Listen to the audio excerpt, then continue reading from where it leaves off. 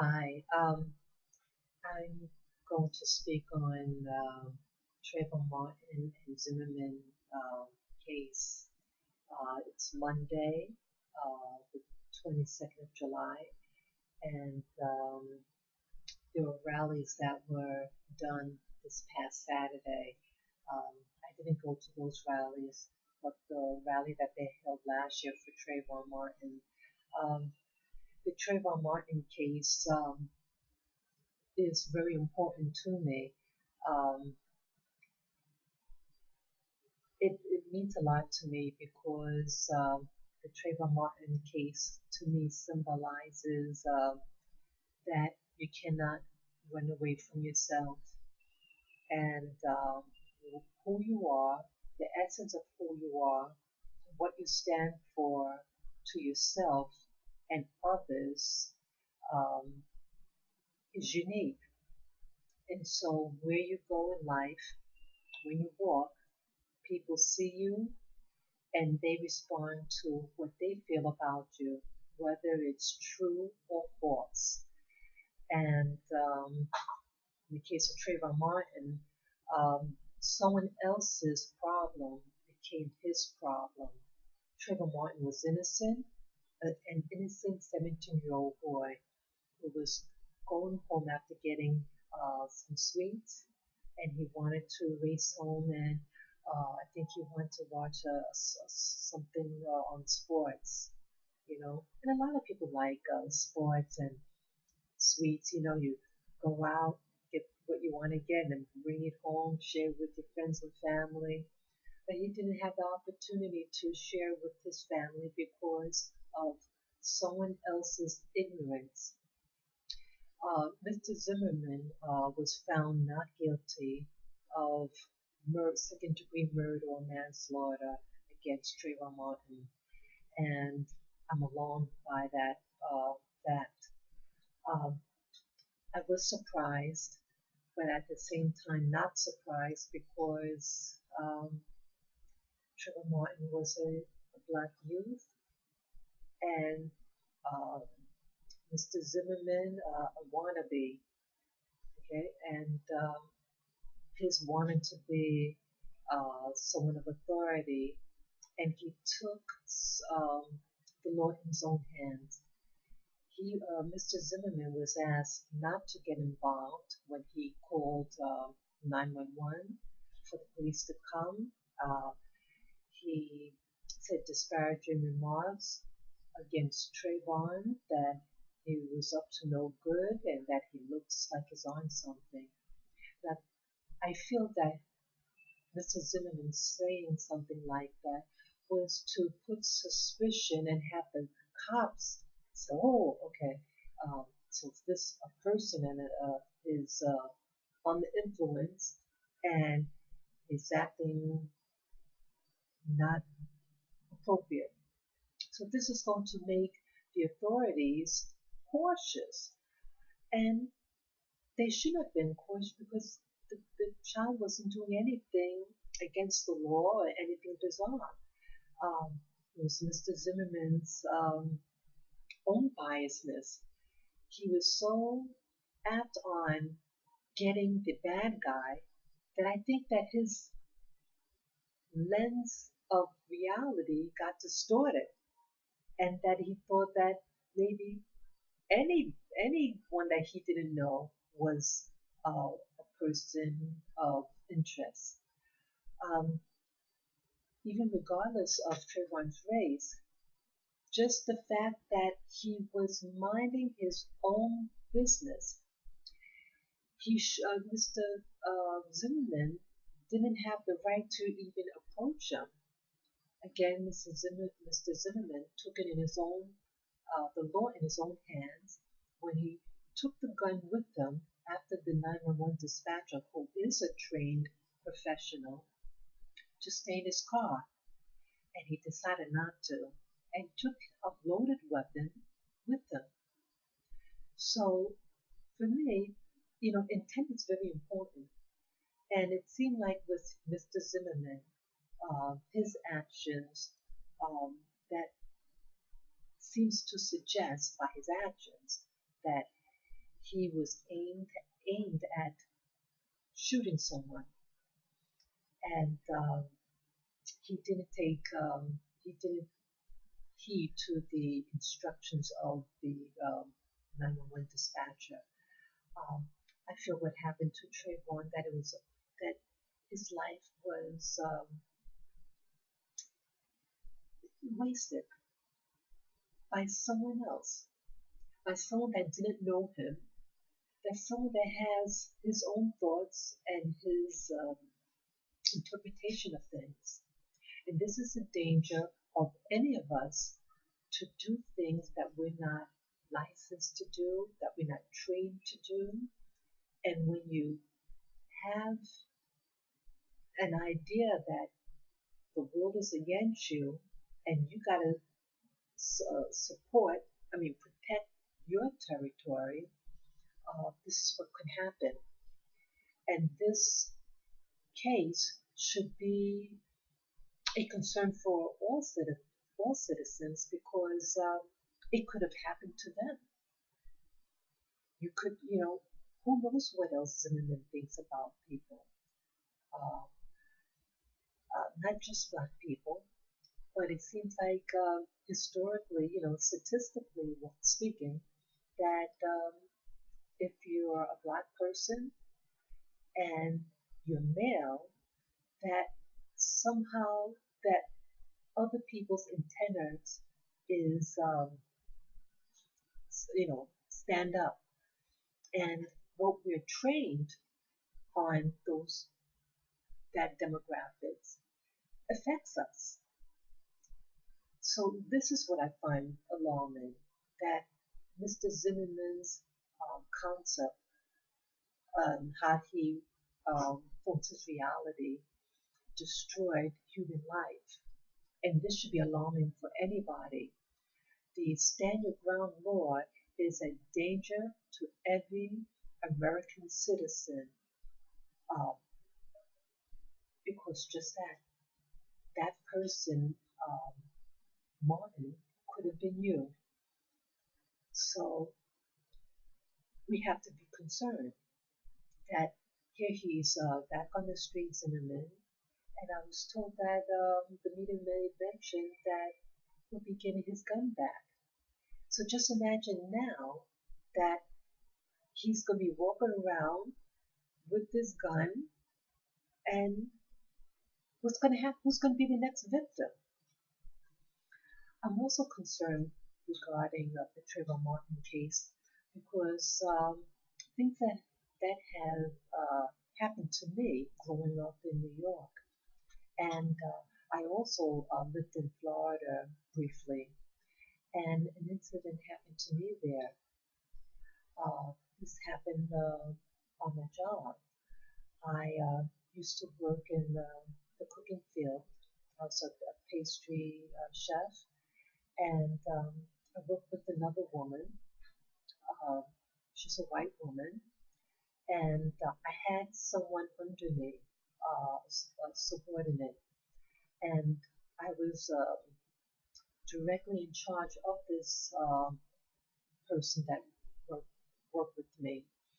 And one day, this woman, and also the woman, she was with the company for a long time, and I was relatively new, but my position was over her.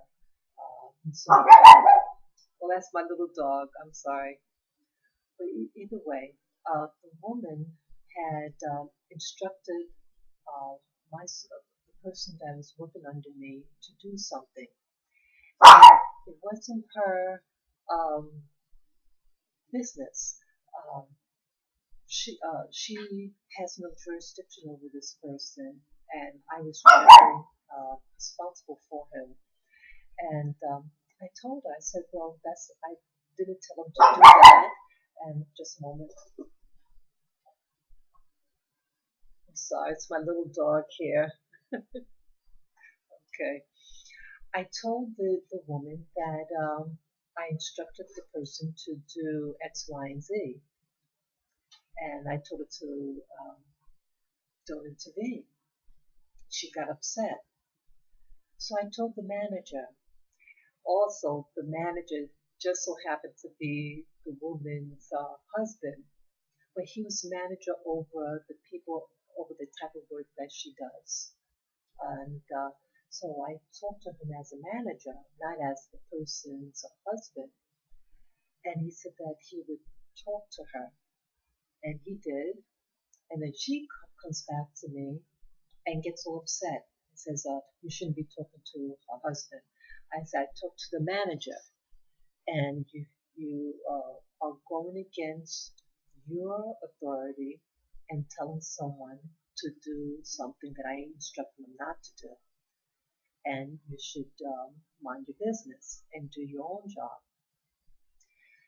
And some days passed, and she does it again after being instructed not to intervene with my supervising the person under me. She tells him to do something else, and then I reminded her. I said, "Look, we had a meeting recently, and the manager told you not to intervene, and you're doing this."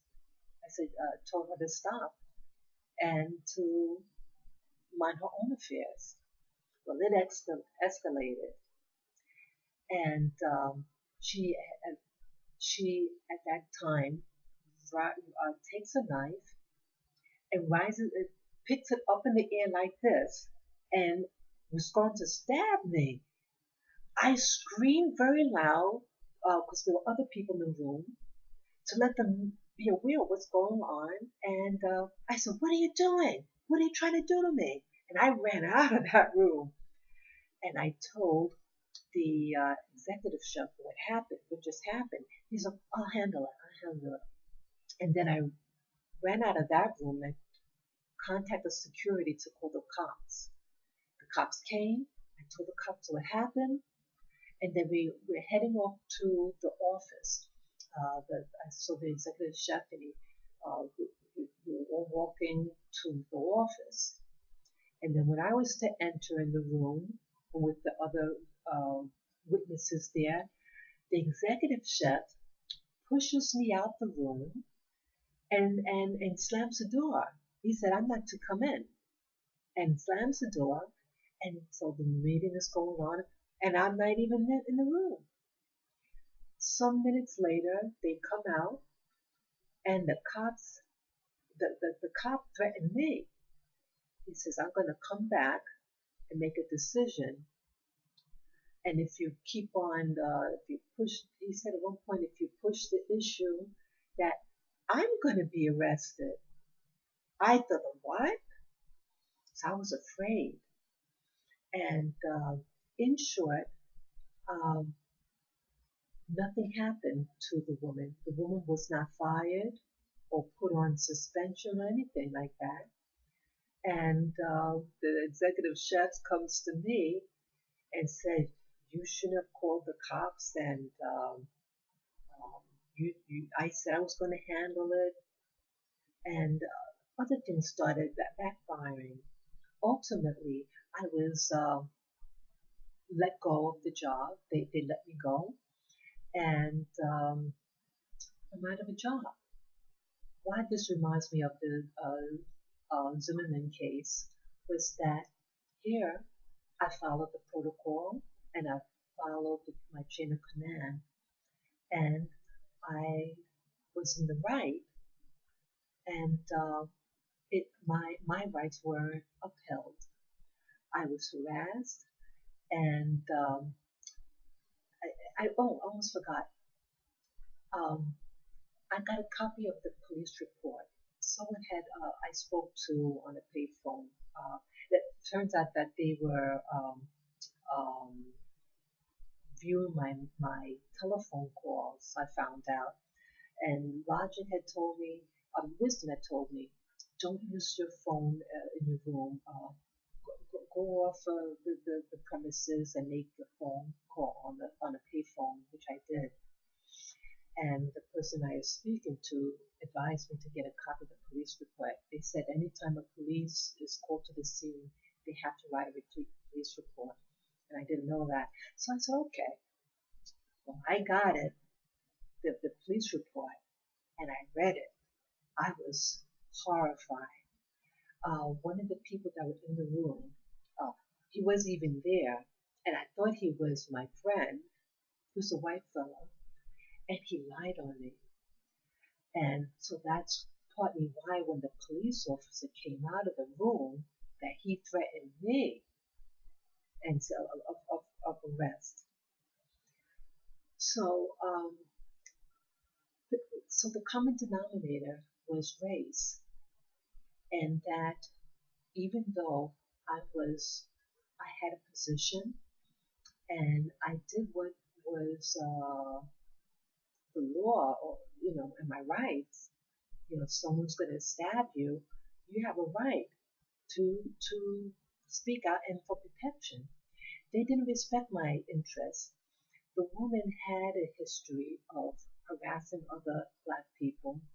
Um, she was cocky about, I guess, who she was married to, even though her position, she wasn't in rank. She abused her position. And then when she feels that they're going to tell on her, she bribe them with some food. This was a whole community, and people, the jobs were very hard to come by. And so this was the climate. And it wasn't the first time that a white person there tried to challenge my authority. They they assume because I'm a woman of color that I'm one of the so-called local people and not the people in management, and they take it out. They see someone of color and they're white, and then they try to show their authority. And I was always taught that you respect the authority, you be kind to people, try to be happy, and but I see that in some communities that white people aren't told to be kind and happy around black people, but to show your authority over them, whether they be male or female, and act accordingly.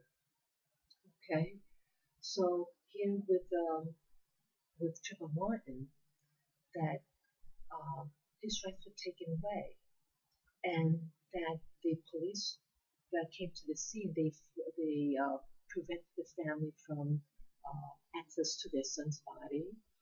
Um, but why the delay? I think it was several days later when Winston found out that that he could have been killed. Um, why? And so this reminds me of hints of what happened to me, that I was excluded from the room. So when a person is excluded from a meeting, things can happen. And this incident wasn't the first incident of its kind that happened to me. Um, it's an incident and I'm sorry, my computer is acting funky right now. Um, I'm sorry about that. It was an incident at a bank. I had went to deposit a check, and I also need reading glasses. I cannot see small print at all. Well, this one day, I went to the bank to deposit a check, and this bank was just recently bought out by another bank, and I needed to get a listing of this new bank's locations that I can use. And so when I went to the teller, I deposited the check and asked the teller. I was a female teller, uh, light-skinned Hispanic woman. She was from the Caribbean, and I asked her when the check should clear. She says sometime tomorrow. And then I asked her about the list of the other bank locations that I could use in the future. And she told me to go to the teller. And when I started to walk away from the teller, I looked on the receipt of my deposit slip, and I'm squinting. I couldn't read the thing clearly, and I was just squinting.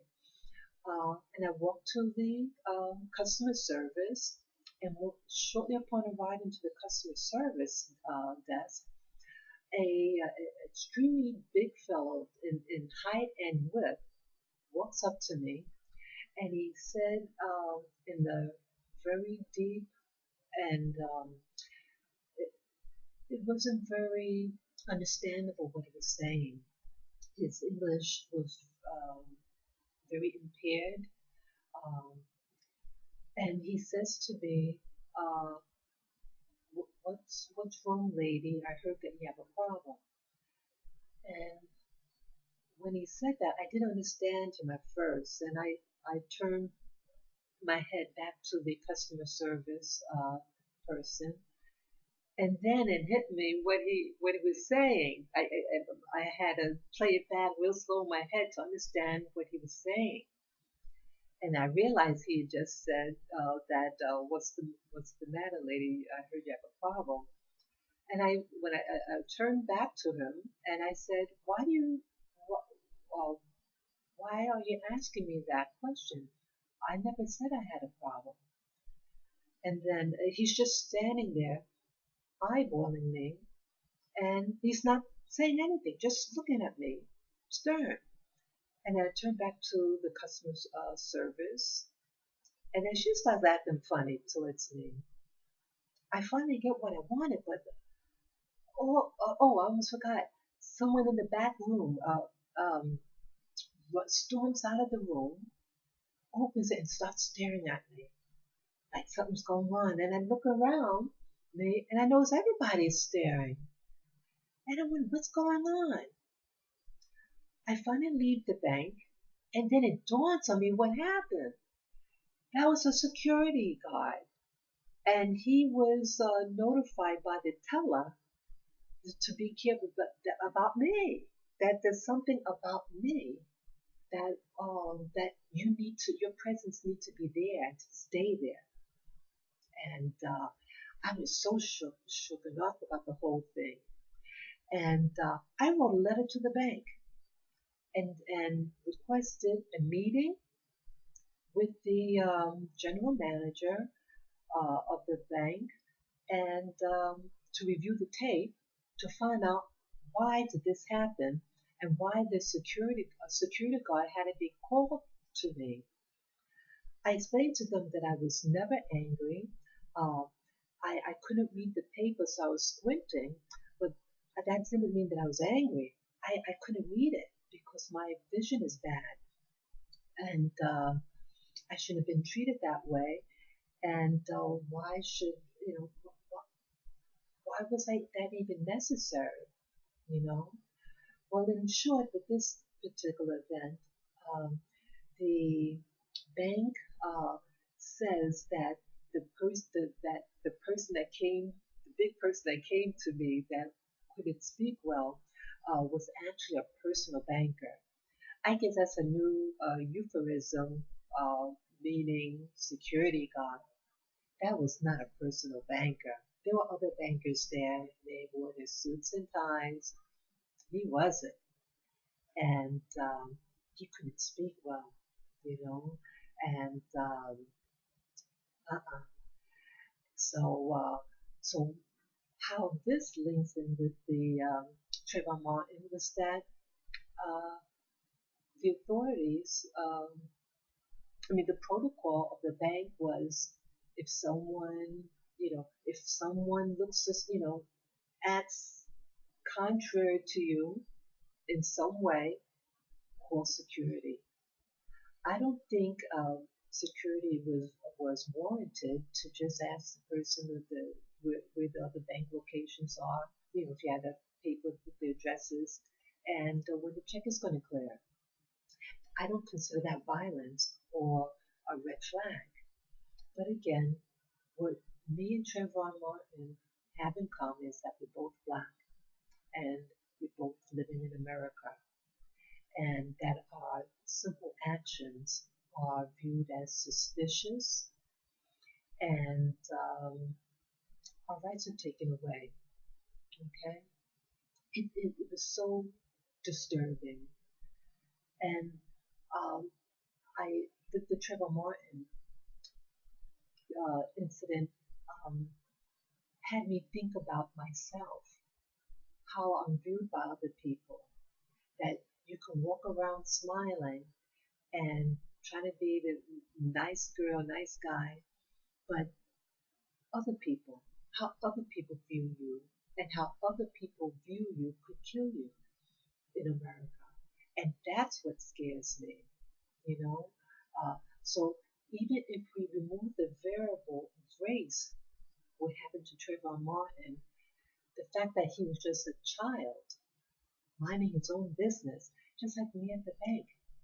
I didn't do anything wrong, but someone else's opinion and lack of training, or maybe who knows? Maybe at the bank they were taught to any black person that in their eyes, And again, the similarity was that as another ethnic minority that called on somebody else to do something, and that something else was not in your benefit. So uh, that was a concern to me. Um, President Obama had mentioned um, he mentioned twice on the Trevor Martin case. The first time was last year, and he made an innocent statement. He said that if um, that Trayvon Martin, if he had a son, he'd probably look like Trayvon Martin. And I thought to myself, that's true. Yeah, they're both tall and slim, and no one would question if he would have said that's his son. He doesn't have a son, but he has two young children, and so he's speaking as a parent. I'm not a parent, but I have brothers and nephews. And so when I hear of the Trayvon Martin case, I'm thinking through my perception, my experience. My experience is, wow, um, the connection is that I have of those brothers and nephews. And anyone in their right mind who has brothers or something, that their life could be a danger with people that think like Mr. Zimmerman. And this is a deep concern for me. I'm concerned that this case with Mr. Zimmerman could set a precedent and a trend against black males in America, that black men would be viewed on with more suspicion, and that it's reinforcing whites, honorary whites, and other ethnic minorities outside of blacks, non Hispanic, that you can do anything to these people and nothing bad is going to happen, no consequence will happen. That you can just shoot any black male and get away with it. And you just say, well, we have this stand your grounds war, and I'm standing my ground, and if I feel fear for my life, that I could take somebody's life. And that scares me. It's like another Holocaust happening in America, but against black people, black men in particular. And the things that happened to me in my life as a black female, um, it's frightening. I see my life that in everyday situations, how other people view you. There are many things that happened to me in my life, and it doesn't matter that I'm a mixed race, that I have black and white ancestry, and I recently had my DNA taken, um, to find out your heritage. And it didn't matter. It doesn't matter that I'm 49.15% European and 50.85% African heritage. When white people and other people around me see me, they're not seeing my white hat, they're seeing my black hat, and they are going to act accordingly. You know, it's awful.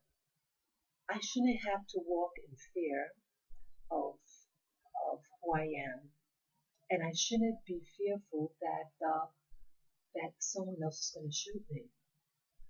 Uh, I I want us to really think as Americans and as human beings that we have to think before we act. Mr. Zimmerman clearly was not thinking with his right head, you know, and it's his ignorance that is causing the death in somebody else. This poor boy was innocent and his life was taken from him. And we all should be afraid that you can be met regardless of race, regardless of gender. Someone else could take the law in their own hands and destroy your life. I'm also concerned that President Obama had mentioned something else this past Friday that if you were 35 years younger, it could have been him that was shot. You know, I say even further with President Obama. He doesn't have to be 35 years younger. He can be the age that he is now and walking around and someone shoot him at the age he is now. I don't think someone with Trayvon Martin that it would have made a difference if he was in his late 40s or early 50s or a teen or someone in the 20s. To Zimmerman, he was preoccupied of he was this hypervigilance caused him to not think straight and what ultimately caused the death of innocent blood. America is spilling a lot of innocent blood, and the Bible talks about when blood is spilled that the ground cries. The ground in America is crying for over 500 years now because innocent blood is being spilled. And it's being spilled by people who don't look like me. And I'm concerned that it, that I could be next. That if something happens in America against mainstream America, that as people of color, that also like the 9/11 thing. When the 9/11 thing happened, it was about the media seemed to focus that they were Arab and Muslim. I think mostly that they were Arabs and that they were from Saudi. And the some of the whites were um, sensitive, and blacks too were sensitive on the matter. But an incident happened to me regarding that. 2 weeks after the 9/11, I had to go to the. Someone told me about a bank, and they were having free checking, and that I should check it out. I was coming from out of state, and I wanted to establish a bank here in New York once I arrived here. So I contacted the bank 3 times to get information about the bank and what was the requirements to open a bank account with them. And so I went to the bank in person, and I was the only person in the bank. And I gave them my ID and told them I wanted to open up an account. And um, I was told very harsh that I couldn't open up a bank account with them. I asked them why. He says, well, you need to live or work in the immediate area. I said, well, I called 3 times and no one ever said that. And they said, well, that's the case. You know, you can open a bank account, but but not at this branch. You got to go to a different one. I said, but it doesn't make any sense. I said, there's no one else here, and I have all the documents. Doesn't make sense for me to leave here, and I'm going to be shopping here. Well, uh, the manager of the bank said a slur at me, an ethnic slur at me, and then he started mocking me, and he starts singing a banter at me. This guy really popped at me, and I'm just a woman, and this man lost it. And then he started to slander me and say that I was suspicious and that I wasn't right. I just couldn't believe it. I walked out of the bank and I was so horrified. I was so heartbroken, and I started to cry once I left outside. Uh, my point of mentioning that story is that when white America interest gets slapped, that whites start attacking people of color. And I'm concerned about that. It wasn't about that I had to live or work in the area to open a bank account at that location. It was a matter of the bank interpreting its laws. And they have something that's called know your customer regulation, regulation. And I was sent a copy of what that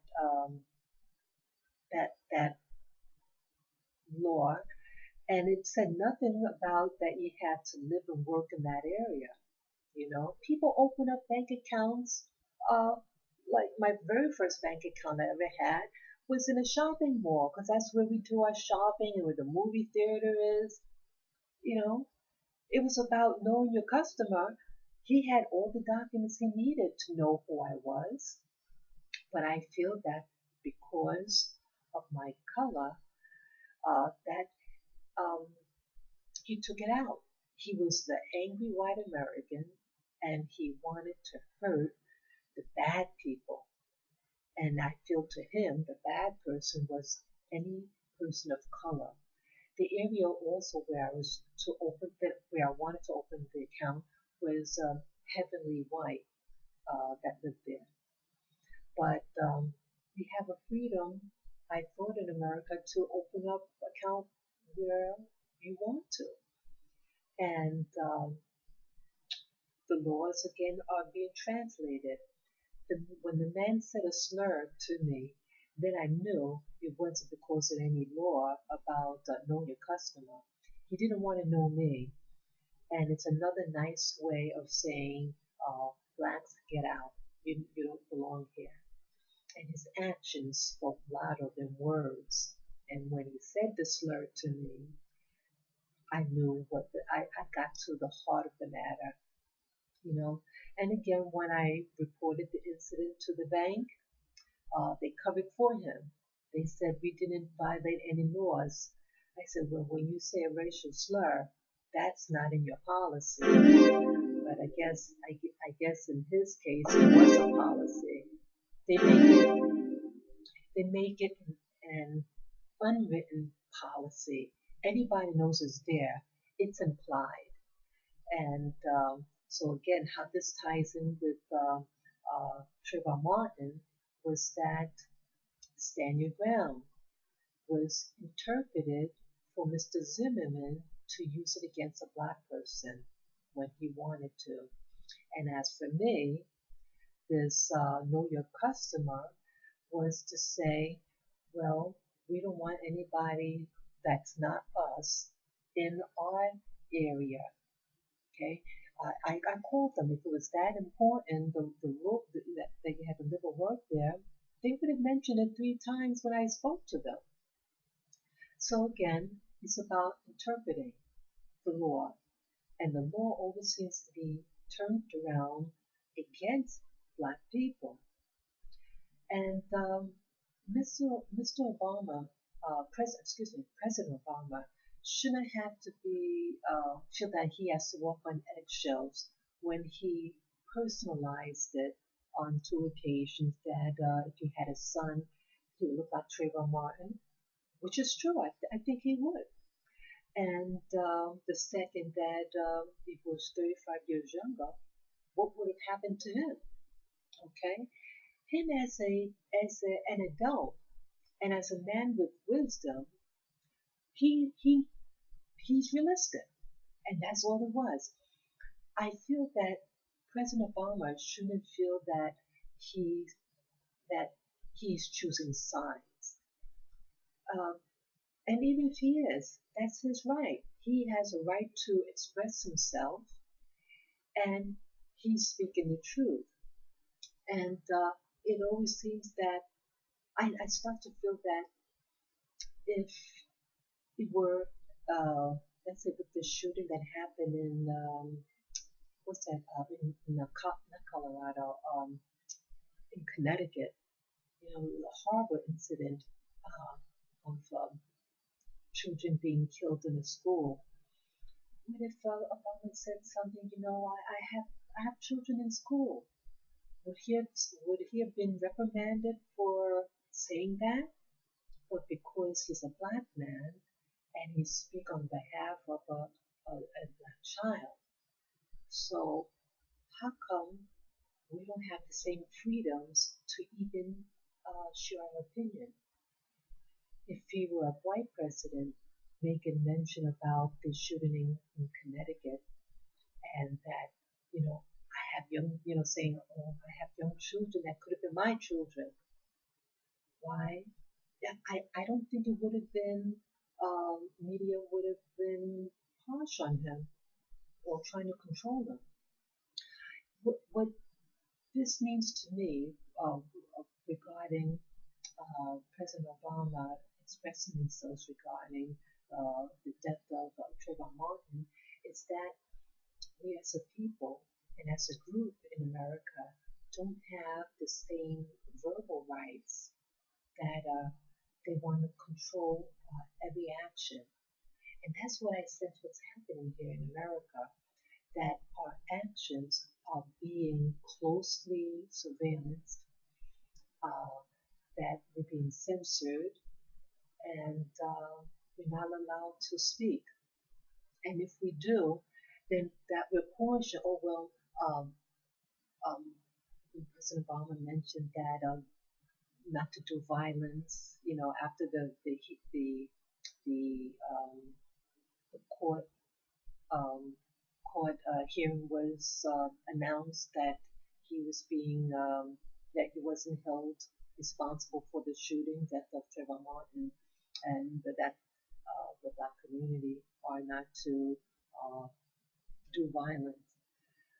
You know, um, with the Connecticut shooting, um, you didn't hear anything about someone saying about commit, you know, don't do anything violent or harsh reactions. You know, we're human beings and we have a right to speak. Again, we have to be mindful of what our actions can cause and the intent. My intent of speaking in this video is the intent to inform people about what's going on and to be aware and to to give my concern what's going on there. I feel that my rights are slowly being taken. My rights and my freedom and my happiness is being taken away, and you, I can avoid it.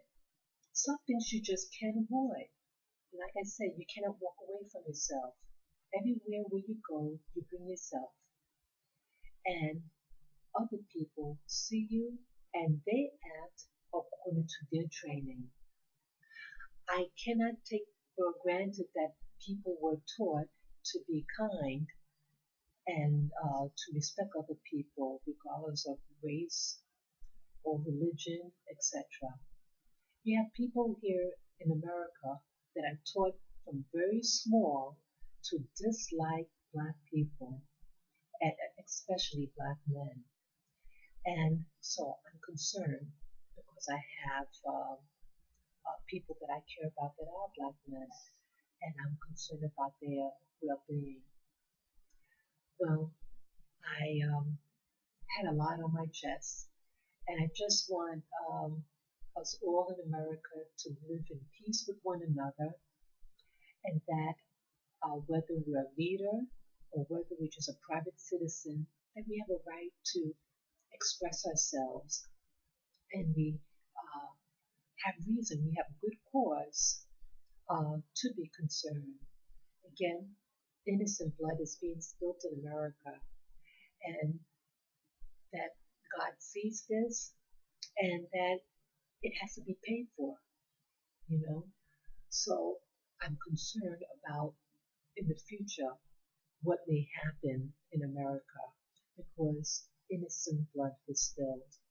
So again, let us think wisely about before we do anything rash. If someone's going to carry a weapon, uh, that you think twice, and you think twice of your motive and why you think a certain way about a particular person. If you feel that afraid or cautious about certain demographics, just stay at home, you know, because you'd be safer by yourself at home and for you to go out and do foolishness and to to just do something outside of your expertise, you know, it's awful. So I just express myself and I I just want to be heard and I want all of us, regardless of race, creed, or color, to respect one another and to love your neighbor. Thank you so much.